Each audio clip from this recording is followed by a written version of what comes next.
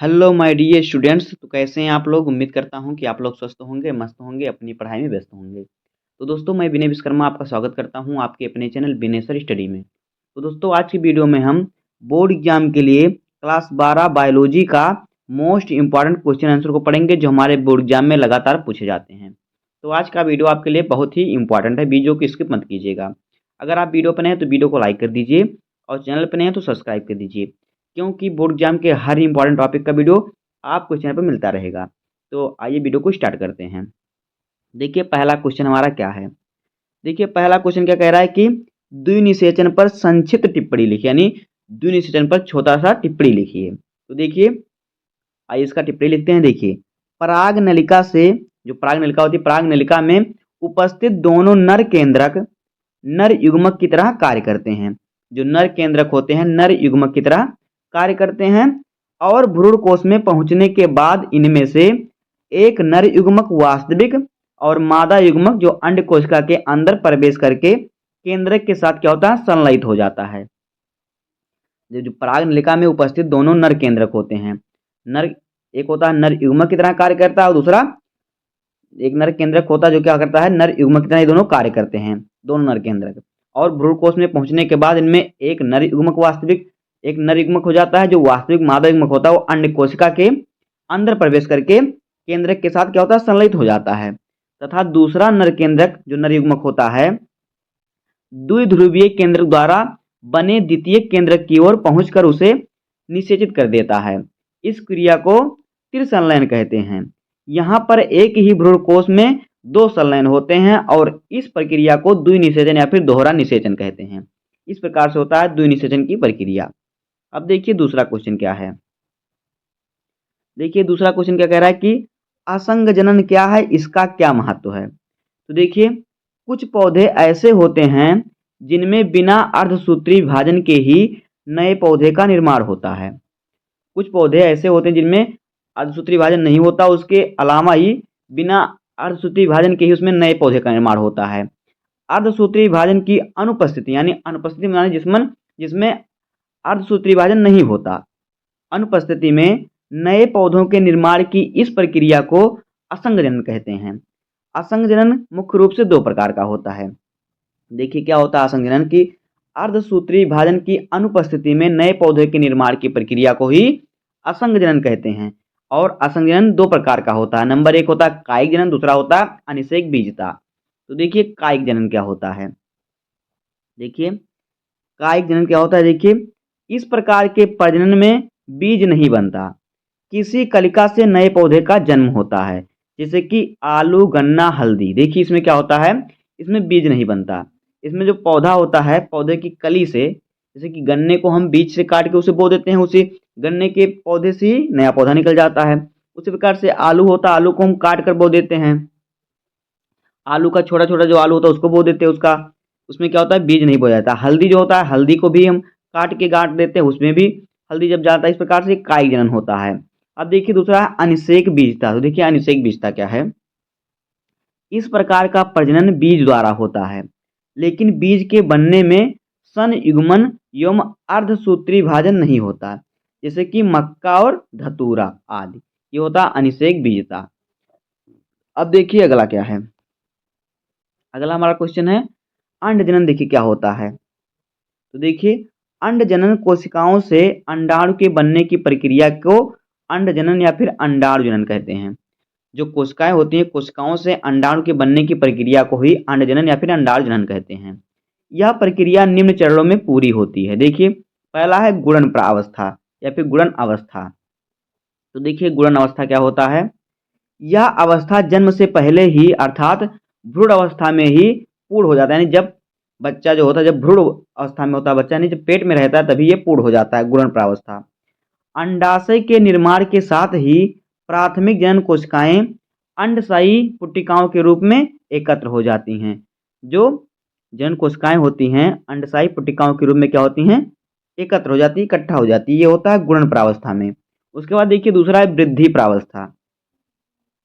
देखिए वृद्धि प्रावस्था, देखिए यह अवस्था बहुत लंबी होती है। भ्रूण अवस्था में ही यह प्रारंभ हो जाता है। जो वृद्धि प्रावस्था होती है बहुत लंबी होती है अवस्था।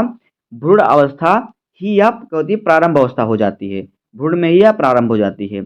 इस अवस्था में प्राथमिक जनन कोशिकाएं आकार में कुछ बड़ी हो जाती हैं।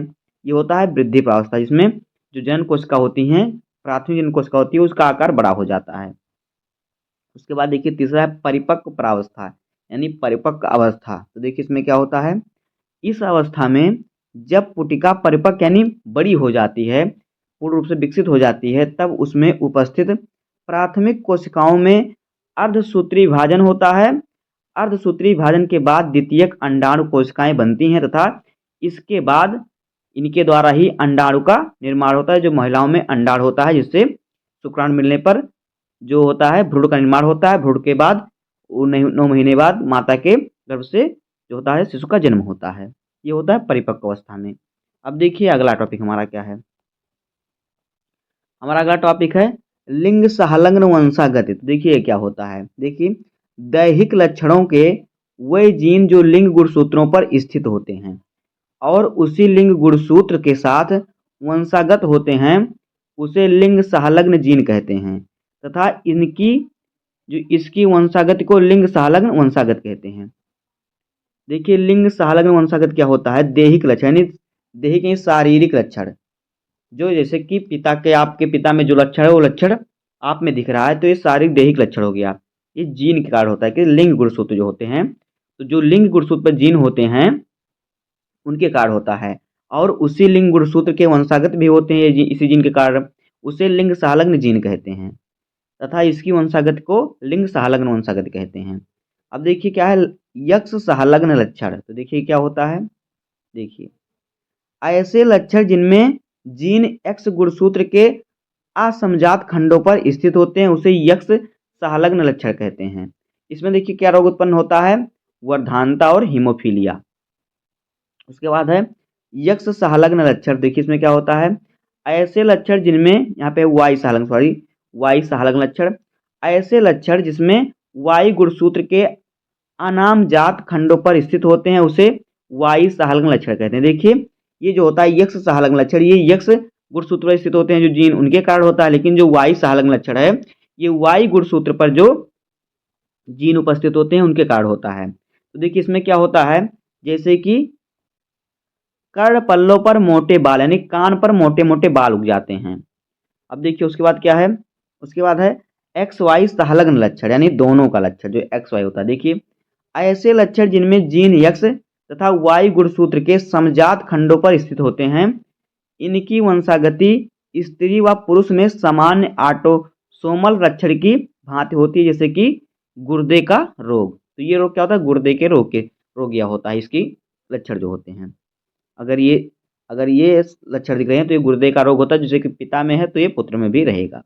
अब देखिए अगला क्या है, अगला टॉपिक है यौन संचारित रोग। तो देखिए ऐसे रोग जो असुरक्षित यौन संबंध के द्वारा फैलते हैं उसे यौन संचारित रोग कहते हैं। असुरक्षित यानी जैसे कि बिना किसी सुरक्षा के ही संबंध बनाना, यौन संबंध बनाने से जो रोग फैलते हैं उसे यौन संचारित रोग यानी जो यौन के द्वारा फैलते हैं, जो जनन अंगों द्वारा फैलते हैं उन्हें यौन संचारित रोग कहते हैं। तो देखिए हमारा क्या है, एक एड्स रोग। तो देखिए रोग एड्स रोग कैसे होता है, देखिए यह एक घातक यौन संचारित रोग है। जो एड्स है यह घातक यानी या इससे क्या होती है, मृत्यु हो जाती है। तो यह एक घातक यौन संचारित रोग, घातक अर्थ होता है खतरनाक। तो यह एक घातक यौन संचारित रोग है जो HIV जो वायरस होता है HIV वायरस के द्वारा फैलता है। प्रारंभ में इसके लक्षण दिखाई नहीं देते, यानी शुरुआत में इसके लक्षण क्या होते हैं, दिखाई नहीं देते, लेकिन जब तक पता चलता है तब तक यह पूरे शरीर को क्या करता है, प्रभावित कर चुका होता है। यह किसी संक्रमित व्यक्ति से स्वस्थ व्यक्ति में फैलता है। अगर कोई एड्स का मरीज है उसके साथ कोई संपर्क बनाता है तो वह रोग उसमें फैल जाएगा, स्वस्थ व्यक्ति में फैल जाएगा। अब देखिए इसके लक्षण क्या होते हैं एड्स के। देखिए एड्स के लक्षण क्या होते हैं, निरंतर जो यानी लगातार बुखार, पेशियों में दर्द, रात को अचानक से पसीना आना, शरीर के भार में निरंतर कमी आना, मतलब शरीर का भार निरंतर घटता है, कमजोर होते जाएंगे आप। अब देखिए अगला रोग क्या है, अगला रोग है सुजाक। तो देखिए सुजाक क्या होता है, यह भी एक यौन संचारित रोग है, लेकिन एड्स के जितना घातक नहीं है। जो सुजाक है ये एड्स के कितना खतरनाक नहीं होता है। यह नाइजीरिया गोनोरी नामक जीवाणु के द्वारा फैलता है। यह रोग संक्रमित व्यक्ति के साथ यौन संबंध बनाने से फैलता है। इसके लक्षण देखिए क्या क्या हैं सुजाक के, तो देखिए मूत्र मार्ग में अत्यंत जलन होना। जब मूत्र त्याग करेंगे तो वहाँ पे मूत्र के रास्ते में जलन होगा। स्त्रियों में महिवारी जो महामारी होती है महिवारी प्रभावित होना, यानी जो उनका मासिक चक्र होता है उसमें प्रभावी होता है, दिन घटते बढ़ते रहते हैं। जनन अंग में सूजन आदि, जनन अंग में सूजन मतलब फूल जाता है, उसका सूज जाता है, उसमें सूजन आ जाती है। अब देखिए अगला क्वेश्चन क्या है। अगला क्वेश्चन है डीएनए पुनर्योगज तकनीकी का मानव हित में उपयोग बताइए। तो देखिए इंसुलिन हेडिंग हमारा है। यह एक प्रोटीन है जो 2 पॉलीपेप्टाइड श्रृंखलाओं का बना होता है, जिसमें एक ए श्रृंखला तथा दूसरा बी श्रृंखला होती है। ये आपस में डाइसल्फाइड बंधों द्वारा जुड़ी होती हैं।